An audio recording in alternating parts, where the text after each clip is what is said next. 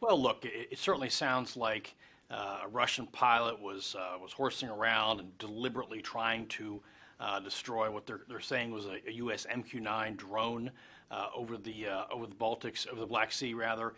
And so this is a provocation. It's probably something of a test.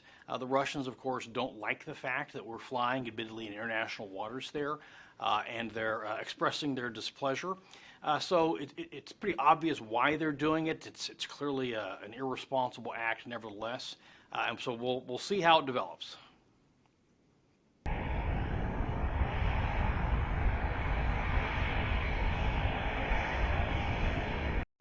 Yeah, so the news reports are an MQ-9. That's probably an MQ-9 Reaper. I'm not sure exactly the model, but these are, frankly, some of very widespread, widely used, let's just call them trucks that can carry any number of payloads. They've been used in the war on terrorism for Hellfires, but also for ISR, intelligence, surveillance, and reconnaissance to surveil and spy. But again, these are essentially versatile UAV trucks, and you can put all number of things on them. But it's a pretty common drone.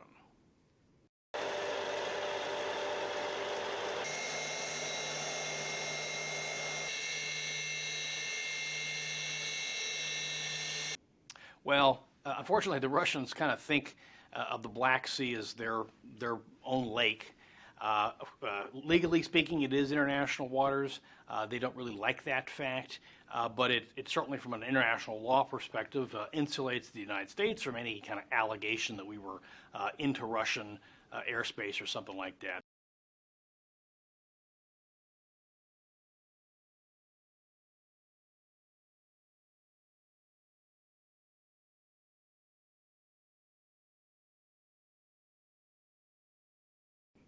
Well, there's been quite a lot of drone and counter-drone activity in and around Ukraine, just absolutely tons of it.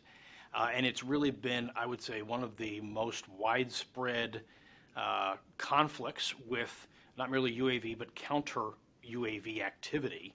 And so it's really advanced the activity, but continued the activity we've seen in the Armenia-Azerbaijan conflict from a couple years ago and the like.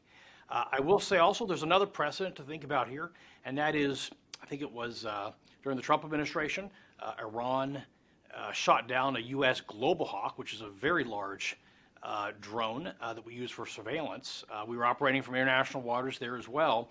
Sadly, the United States did not respond. President Trump chose to countermand a kinetic response to that clear shoot down of a U.S. aircraft.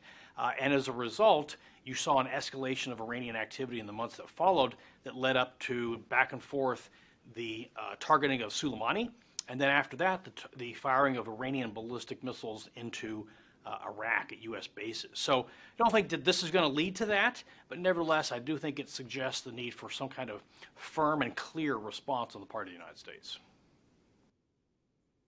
You know, I think number one is going to be the firmness and the clarity with which the United States responds.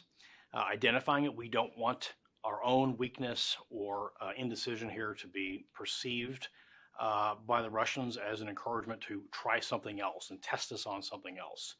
You've had so many statements over the past year about, defending NATO territory and all these other things. We don't want any kind of in the gray zone kind of activities to further test where exactly that line is.